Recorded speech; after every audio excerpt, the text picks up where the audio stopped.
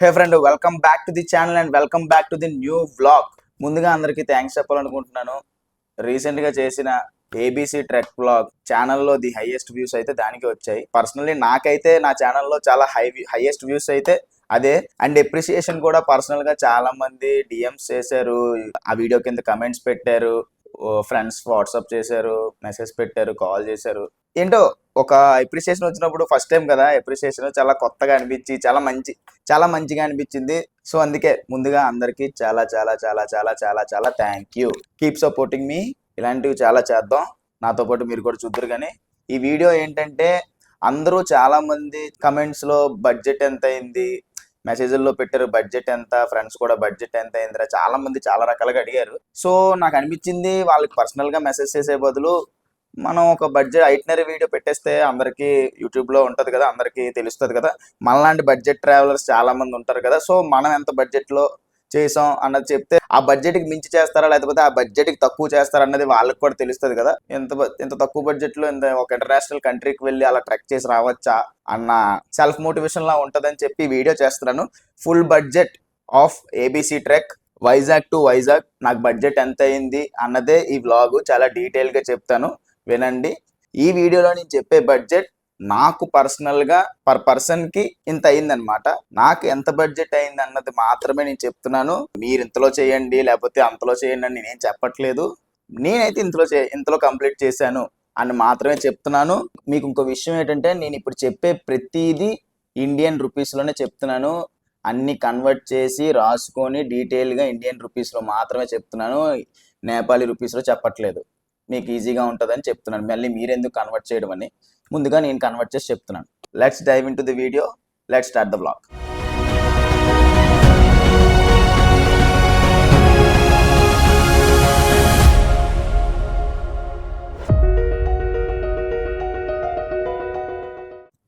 ముందుగా మీ అందరికీ తెలుసు, వైజాగ్ నుంచి నేపాల్ వరకు వెళ్ళే వ్లాగ్ ఉంది.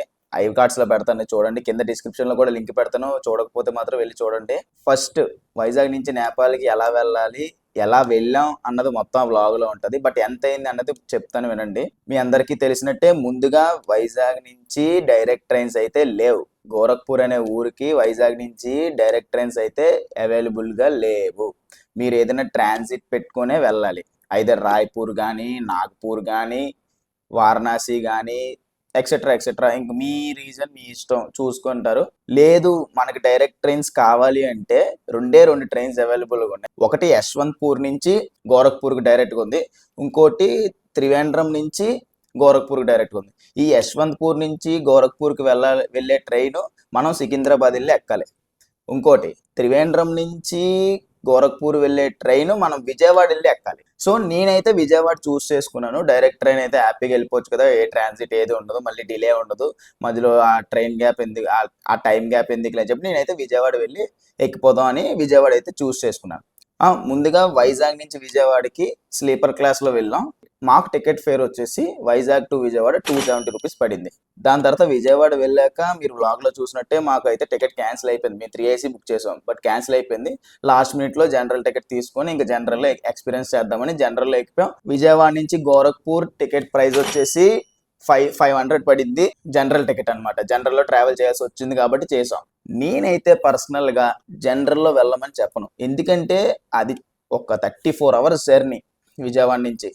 ఆ 34 అవర్స్ జర్నీ, అందులోని అలా గోరఖ్పూర్ వరకు జనరల్ అంటే చాలా కష్టం. నన్ను అడిగితే ముందుగా మీరు బుక్ చేసుకోండి, బుక్ అయితేనే వెళ్ళండి ఆ ట్రైన్కి. ఎందుకంటే మీరు చూడండి, కావలిస్తే వ్లాగ్లో చిన్న క్లిప్స్ యాడ్ చేస్తాను. అసలు ఉక్కిరి బిక్కిరి, నేను ఎక్కడైతే కూర్చున్నానో అక్కడే ఉన్నాను. 34 అవర్స్ అక్కడ కదలలేదు, మెదలలేదు, అసలు వెళ్ళడానికి వీలుగా లేదు. జనాలు చంపేశారు, తినడానికి అవ్వలేదు సమయంగా.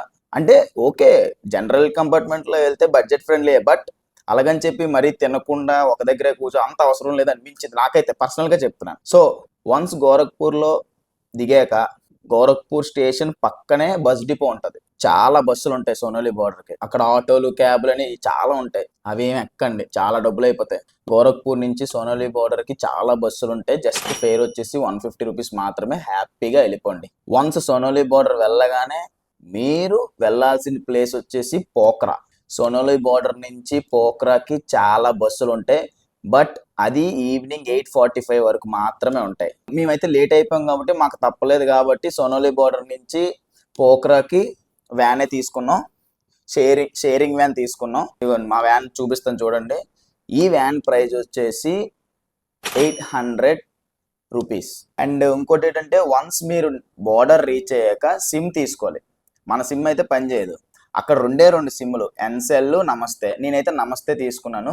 నాకు నమస్తే 7 డేస్కి అన్లిమిటెడ్ డేటా ఇచ్చారు. 400 రూపీస్కి. సో మీరు వన్స్ పోఖ్రా రీచ్ అయ్యాక మీరు ముందుగా చేయాల్సిన పని పర్మిట్ తీసుకోవాలి. పోఖ్రా దిగిన తర్వాత అక్కడ మీరు క్యాబ్స్ అని ఇవేవి ఉంటాయి, అవి ఏమీ వినకండి. ఇన్డ్రైవ్ అని ఒక యాప్ ఉంటుంది, ఆ యాపే ఇన్స్టాల్ చేసుకోండి. మనకి ఇక్కడ ర్యాపిడో ఎలాగో సేమ్ అలాగే. సో వన్స్ మీరు రైడ్ బుక్ చేసుకున్న తర్వాత పోఖ్రా పర్మిట్ ఆఫీస్కి పెట్టండి. మహా అయితే జస్ట్ 120 రూపీస్ మాత్రమే. హ్యాపీగా వెళ్తారు పోఖ్రా పర్మిట్ ఆఫీస్కి. పర్మిట్ తీసుకుంటారు. పర్మిట్ కాస్ట్ వచ్చేసి అరౌండ్ 700 ఎంతో ఉంటుంది రఫ్గా. సో వన్స్ మీరు పర్మిట్ తీసుకున్నాక సేమ్ అదే ఇన్డ్రైవ్ యూజ్ చేసి హరీ చౌక్ అనే ప్లేస్కి వెళ్ళిపోవాలి. సో హరీ చౌక్ నుంచి గాండ్రూక్కి బస్సులు చాలా ఉంటాయి. బస్ ఫేర్ వచ్చేసి 320 రూపీస్. మీరు గాండ్రూక్ వెళ్ళిపోయాక మీరు రూమ్ తీసేసుకోండి. రూమ్ కాస్ట్ అరౌండ్ 1200 ఎంతో ఉంటుంది విత్ బ్రేక్ఫాస్ట్ అండ్ డిన్నర్. మీరు వెళ్ళే టైం బట్టే ఉంటుంది రూమ్. మీరు ఎంత త్వరగా వెళ్ళిపోతే రూమ్ కలిసి వస్తుంది, లేదు లేట్గా వెళ్తే ఆ కాస్ట్కి కొంచెం మరి టైం తక్కువ అవుద్ది కాబట్టి కొంచెం ఎక్కువ అనిపించవచ్చు. బట్ మధ్యాహ్నం కల్లా వెళ్ళిపోయారు అనుకోండి, హ్యాపీగా నెక్స్ట్ డే మార్నింగ్కి ఎలాగో ట్రెక్ స్టార్ట్ అయిపోద్ది కాబట్టి మీకు హ్యాపీగా రెస్ట్ తీసుకోవడానికి టైం దొరుకుతుంది. ఆ క్లైమేట్ అలవాటు అవడానికి టైం దొరుకుతుంది. ఇంకా గాండ్రూక్లో మీరు స్టే అయిపోయిన తర్వాత ట్రెక్ డే స్టార్ట్. నేనైతే ట్రెక్ 5 days 4 nights చేసాం అనమాట. మీకు ఒకవేళ క్లైమేట్ కండిషన్ బాగా సెట్ అయ్యి మంచిగా హ్యాపీగా జరిగిపోయింది అనుకో, 4 daysలో కూడా కంప్లీట్ చేసేయచ్చు. మీ స్ట్రెంత్ బట్టి చెప్తున్నాను. కంప్లీట్ చేసేయాలని కంగారులో కంప్లీట్ చేయకండి. క్లైమేట్ తగ్గట్టు చేయండి. మీ బాడీ ఏం చెప్తే అదేమనండి, ఓకేనా. Day 1 వచ్చేసి మేము గాండ్రూక్ నుంచి చామ్రాంగ్ రీచ్ అయ్యాం. చామ్రాంగ్లో స్టే వచ్చేసి మాకు 1000 రూపీస్ పడింది with breakfast and dinner included. Day 2 మేము చామ్రాంగ్ నుంచి హిమాలయ రీచ్ అయ్యాం. హిమాలయలో మా స్టే వచ్చేసి 1200 రూపీస్ పడింది, same with breakfast and dinner. Day three మేము హిమాలయ నుంచి ఏబీసీ రీచ్ అయిపోయాం. ఏబీసీలోనే రూమ్ తీసుకున్నాం. లక్కీగా రూమ్ దొరికింది మాకు. రూమ్ కాస్ట్ వచ్చేసి 1500 రూపీస్ పడింది మాకు with breakfast and dinner included. Day 4 ABC నుంచి సీనువా డౌన్ ట్రెక్ చేస్తాం. సీనువా రీచ్ అయ్యాక మేము ఉంటున్న స్టే కాస్ట్ వచ్చేసి 1000 రూపీస్ పడింది with breakfast and dinner. Day 5 మేము ఎండ్ ఆఫ్ ది ట్రెక్, అంటే మాకు ట్రెక్ ఎండ్ అయిపోయింది. డే ఎండ్ చేస్తాం, మా ట్రెక్ పూర్తి చేసేసాం. Day 5 యాక్చువల్గా గాండ్రూక్ నుంచి స్టార్ట్ చేసాం కదా ట్రెక్, ఎండింగ్ మాత్రం జీనులో ఇచ్చాం. జీనులో ఎండ్ అయ్యాక జీనులో మనకి బోల్డ్ అండ్ క్యాబ్ సర్వీసులు, షేరింగ్ వ్యాన్ సర్వీసులు ఉంటాయి. జీను నుంచి పోఖ్రాకి మేము వ్యాన్ మాట్లాడేసుకున్నాం. ఒక 9 మెంబర్స్ మాట్లాడుకున్నాం. పర్ పర్సన్ మాకు వచ్చేసి 580 రూపీస్ పడింది. సో వన్స్ మీరు పోఖ్రా రీచ్ అయిపోయాక సేమ్ పోఖ్రా నుంచి సోనాలి బోర్డర్కి బస్సులు ఉంటాయి. బస్ స్టాప్కి వెళ్తారు, బస్సు ఎక్కుతారు. నైట్ అన్నో ఉంటాయి బస్సెస్, 8 o'clock ఎంతో ఉంటాయి. హ్యాపీగా నైట్ ఎక్కారంటే early in the morning 3 or 4 దిగిపోతారు. హ్యాపీ బస్సులోనే పడుకుని పోవచ్చు. రూమ్ కాస్ట్ కూడా ఉండదు మనకి. సేమ్ బస్ ఫేర్ వచ్చేసి 700 రూపీస్ పడింది. ఇక్కడ మీకు గుర్తుపెట్టుకోవాల్సిన విషయం ఏంటంటే మాకు 5 days 5 days 4 nights ట్రెక్లో నేను బ్రేక్ఫాస్ట్ డిన్నర్ మాత్రమే ఇంక్లూడెడ్ విత్ స్టే కాబట్టి స్టే కాస్ట్ చెప్పాను. లంచ్ ఒకటి ఉంది మనకి, లంచ్ మీల్ ఒకటి ఉంది. ఆన్ అన్ యావరేజ్ మనకి లంచ్ వచ్చేసి అరౌండ్ 400 రూపీస్ అయింది డైలీ. సో 5 daysకి 400 అంటే 5 4s are 2000. సో అరౌండ్ మాకు 5 days లంచ్కి, I mean only trek day చెప్తున్నాను, ట్రెక్ 5 days మాత్రమే చెప్తున్నాను, అరౌండ్ మాకు 2000 అయ్యింది. మళ్ళీ సేమ్ సోనాలి బోర్డర్ నుంచి గోరఖ్పూర్ బస్సులు ఉంటాయి 150 రూపీస్. గోరఖ్పూర్ నుంచి ఈసారి మేము రాయ్పూర్కి వచ్చాం థర్డ్ ఏసీ కాస్ట్ వచ్చేసి 1200 రూపీస్ పడింది.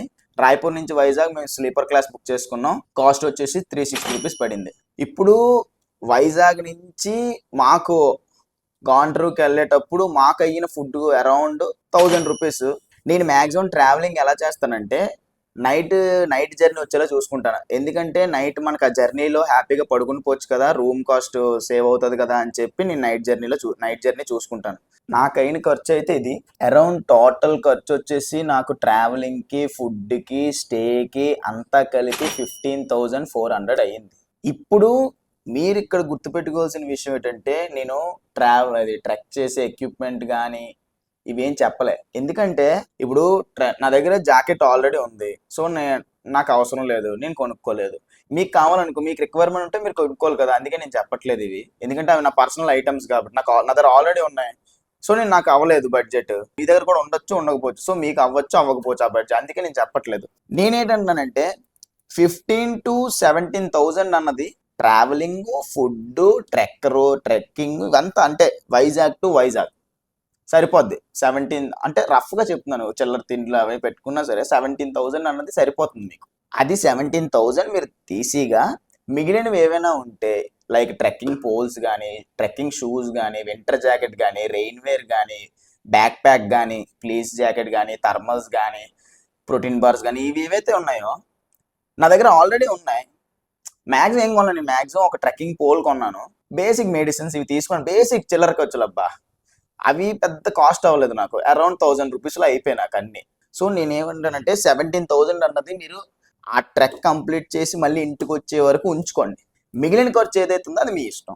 మీరు ఎన్ని డబ్బులు పెడితే అన్ని ఎక్విప్మెంట్ వస్తే అంత మంచి ఎక్విప్మెంట్ కొనుక్కోవచ్చు, నచ్చడానికి కొనుక్కోవచ్చు. నాకైతే 15,400 ఇండియన్ రూపీస్ అయ్యింది. అండ్ ఇప్పుడు మీరు ట్రెక్ కంప్లీట్ చేశారనుకోండి, ఫస్ట్ మీ దగ్గర ఇంకా బడ్జెట్ ఉండి డేస్ కూడా ఉన్నాయంటే, హ్యాపీగా మీరు తీసుకున్న పర్మిట్ మీదే ముక్తినాథ్ అనే టెంపుల్ కూడా విజిట్ చేయొచ్చు. ఎందుకంటే మీరు వన్స్ పోఖరా వచ్చేసారంటే మీ పర్మిట్ అయిపోద్ది. మళ్ళీ మీరు ముక్తినాథ్ వెళ్ళాలనుకుంటే మళ్ళీ మీరు పర్మిట్ తీసుకోలేదు. సో నేను ఏమంటానంటే, ఒకవేళ డేస్ ఉండి బడ్జెట్ ఉంటే ట్రెక్ అయ్యాక సేమ్ మీరు ఏదైతే జీనులో వ్యాన్ మాట అనుకుందో అక్కడ నుంచి ముక్తినాథ్ వెళ్ళడానికి బోల్డ్ వ్యాన్స్ ఉంటాయి, ఒకసారి అడగండి. అవు నేను వెళ్ళలేదు, బట్ చెప్తున్నాను మీకు ప్లాన్, ఆల్టర్నేట్ ప్లాన్. మీకు ఏమైనా ఎక్స్ట్రా ప్లాన్ ఉంటే చెప్తున్నాను, ఐడియా చెప్తున్నాను. జస్ట్ మీరు ఫాలో అయితే అవ్వచ్చు, లేకపోతే లేదు. ముక్తినాథ్ అనే టెంపుల్కి వెళ్ళండి. సో ముక్తినాథ్ కంప్లీట్ చేసుకున్నాక మీకు ఇంకా టైం ఉండి ఇంకా పైసలు ఉంటే కాఠ్మండు చూడండి, లేదా పోఖరాలో క్లబ్ కల్చర్ ఉంటుంది. ఇఫ్ ఇన్ కేస్ ఇవేం వద్దు, ముక్తినాథ్ ఇవేం వద్దు, బట్ బడ్జెట్ ఉంది, డేస్ ఉన్నాయి అంటే మాత్రం హ్యాపీగా గోరఖ్పూర్ వచ్చేసాక వారణాసి వెళ్ళచ్చు, అయోధ్య వెళ్ళచ్చు. మీరు చూసుకోండి డేస్. మీరు వెళ్ళే దారిలో ఇన్ కేస్ గోరఖ్పూర్ నుంచి వారణాసి ట్రైన్ ఉందనుకోండి, ఆ వెళ్ళేదాన్ని హ్యాపీగా వారణాసి చూసుకోండి, దర్శనం చేసుకోండి. ఆ పక్కన అయోధ్య ఉంటుంది, అయోధ్యకి వెళ్ళండి. ఇది మీకు చెప్తున్నాను ఎక్స్ట్రా ప్లాన్, మీరేం తప్పుగా తీసుకోవద్దు. నాకు యాక్చువల్గా నాతో వచ్చిన ఫ్రెండ్కి డేస్ లేకపోవడం వల్ల నేను వారణాసి కానీ లేకపోతే ఆ ముక్తినాథ్ టెంపుల్ కానీ విజిట్ చేయడం అవ్వలేదు. యాక్చువల్గా మనసులో ఉండే చూస్తే బాగుండని, బ్యాడ్ లక్. నెక్స్ట్ టైం ఎప్పుడైనా ప్లాన్ చేసుకోవాలి. సో నేను చెప్పింది మీకు క్లారిటీగా అర్థమైందనే అనుకుంటున్నాను. నేనైతే ఇలా కంప్లీట్ చేశాను.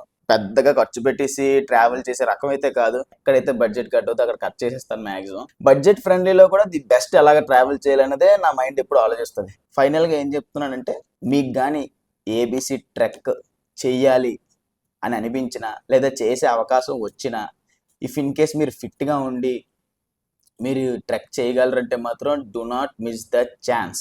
నన్ను నమ్మండి, మీరు ట్రెక్ చేస్తున్నప్పుడు, చేసి వచ్చాక మీ మైండ్ సెట్ అండ్ మీ బ్రెయిన్లో కొన్ని ఇమేజెస్ ఉంటాయి, అండ్ ఆ ఎక్స్పీరియన్స్ మీ బాడీ ఫీల్ అవుద్ది. కాబట్టి అది నెక్స్ట్ లెవెల్ ఎక్స్పీరియన్స్ అబ్బా. అందరూ మ్యాక్సిమం చెయ్యాలి, వెళ్ళాలి, వెళ్ళండి.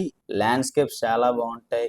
ట్రెక్ చేస్తున్నప్పుడు కష్టంగానే ఉంటుంది, బట్ అదొక ఎక్స్పీరియన్స్. నీలో స్ట్రెంగ్త్ని, స్టామినాని, పేషెన్స్ని అన్నిటిని టెస్ట్ చేస్తుంది.